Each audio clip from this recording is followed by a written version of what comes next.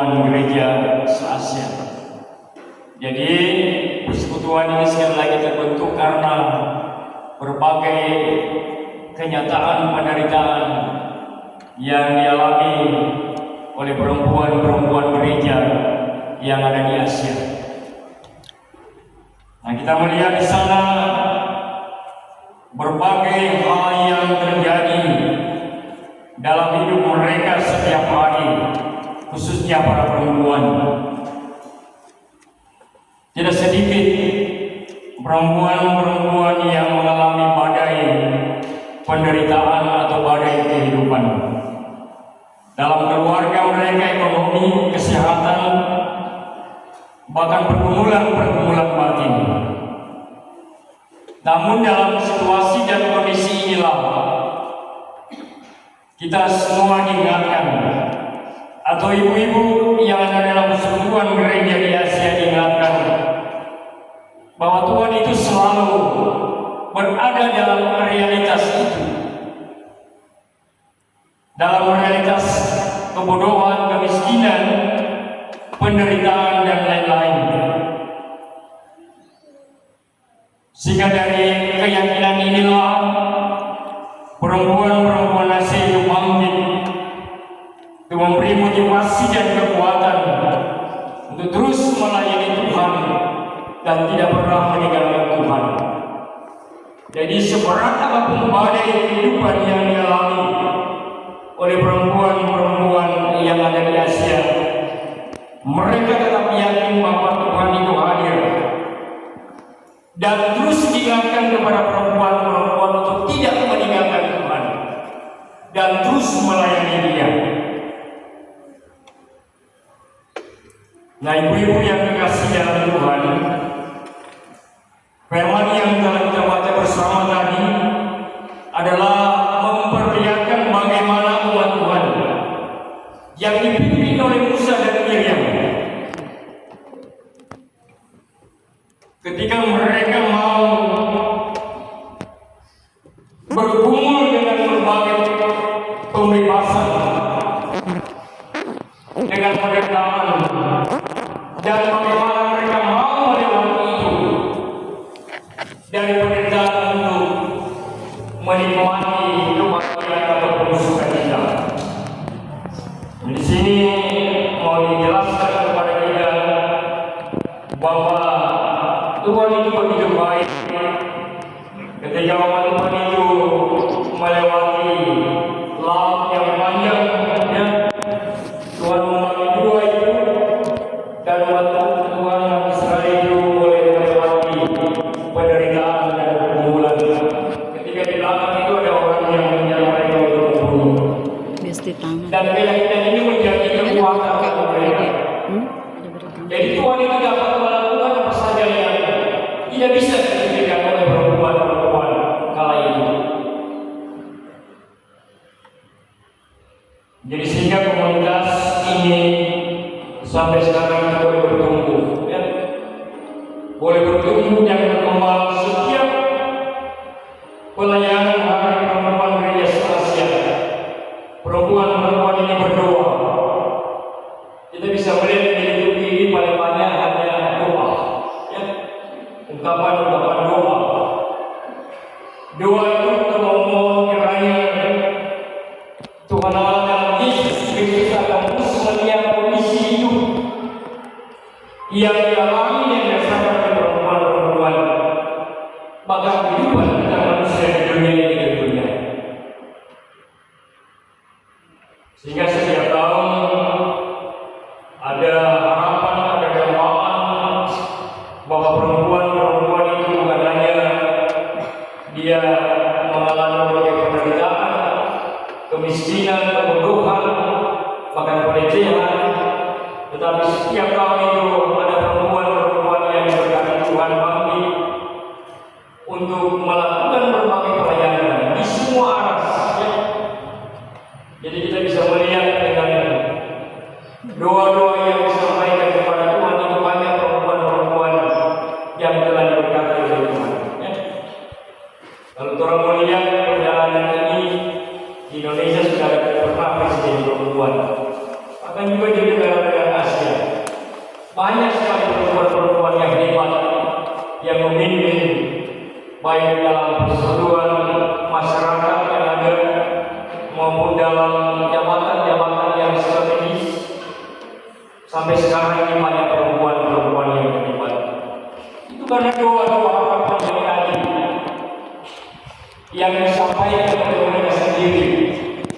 Walaupun mereka sebagai berdoa tidak pernah atau tidak dapat menikmati hal-hal yang mungkin mereka dapatkan kala itu, tetapi mereka percaya ada perempuan-perempuan yang lain yang oleh Tuhan jawab melalui doa, jadi pemimpin, jadi orang-orang yang berguna baik di tengah-tengah gereja maupun masyarakat.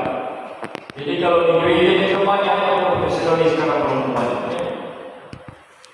Ada beberapa perempuan pendeta yang pernah menjabat di profesionalis.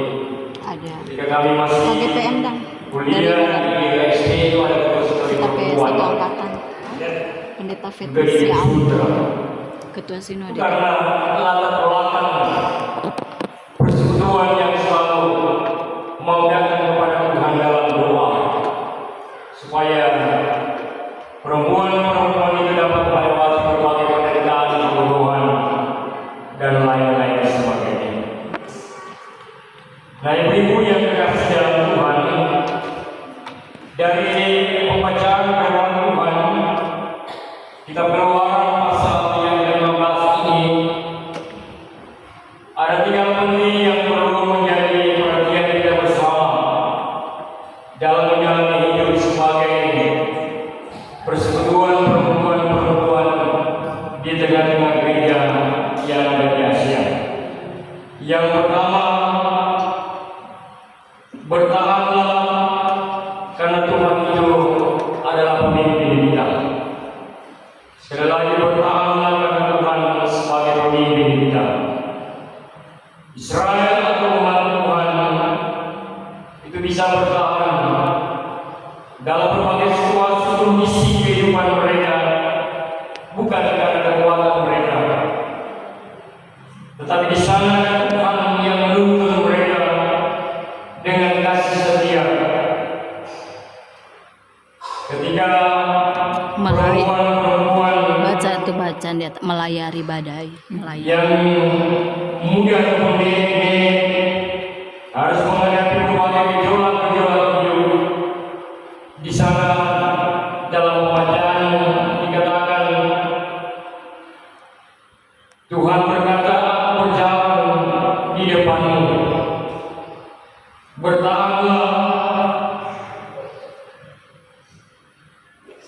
dan imanilah Tuhan di setiap kehidupan yang dijalani." Ini hal yang pertama. Sekali lagi, dalam situasi dan kondisi hidup, kita tetap percaya bahwa Tuhan itu ada dalam keadaan ini. Yang kedua, pulihlah sebab Tuhan memberikan kelegaan. Ketika badai berlalu, maka kita percaya bahwa di sana ada pemulihan dari Tuhan, sehingga Miriam dan Musa dan para pemimpin boleh mempersembahkan pujian. Mereka bernyanyi, menari, dan mengalami karya Tuhan di tengah-tengah kehidupan mereka. Dan hal yang ketiga adalah jalani hidup dengan baik. Sekali lagi, jalani hidup dengan baik dan melayani dengan sukacita. Miriam adalah seorang perempuan. Dia adalah seorang tokoh yang telah dipilih oleh Tuhan untuk mau menata dan mau mengingatkan tentang bagaimana syukur dan pujian kepada Tuhan itu harus menjadi bagian dalam perjalanan kehidupan umat Tuhan. Meriam menari bukan sebagai bentuk rasa kebahagiaan, tetapi di sana ada syukur, ada sukacita yang boleh dipersembahkan kepada Tuhan, yang akan memotivasi umat Tuhan bahwa dengan pujian dan menyembah Tuhan dalam hidup ini, maka tentu di sana ada sukacita dan kebahagiaan yang boleh dirasakan oleh umat Tuhan. Saudara-saudaraku yang dikasihi dalam Tuhan, Hari Perempuan Gereja se-Asia mengingatkan kita bahwa perempuan adalah tiang iman dan kekuatan dalam komunitas, sama seperti Miriam, perempuan yang dipanggil untuk bertahan dalam berbagai situasi dan kondisi, tetapi dalam kasih sayang Tuhan itu sendiri, dia boleh menjalani kehidupan dengan baik sambil menjadi saksi bahwa hidup yang boleh dipersembahkan, hidup yang baik dan benar, adalah hidup yang selalu dituntun oleh Tuhan Allah sendiri.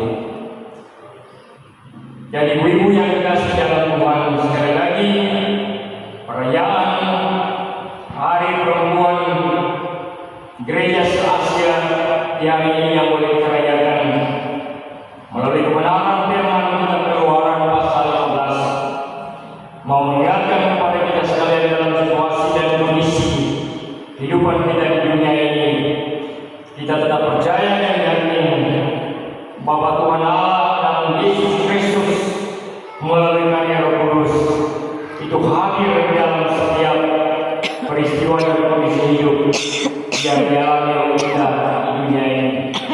Istimewa perempuan-perempuan gereja yang ada di Asia, mari kita tetap yakin, kita percaya bahwa Tuhan itu setia, dan ketika orang atau kita sebagai perempuan mengenalkan Dia, maka di sana kita boleh menikmati sukacita dan kebahagiaan.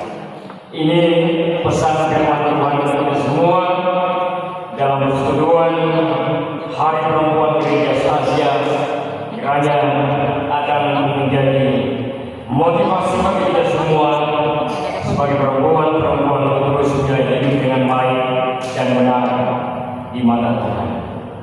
Amin.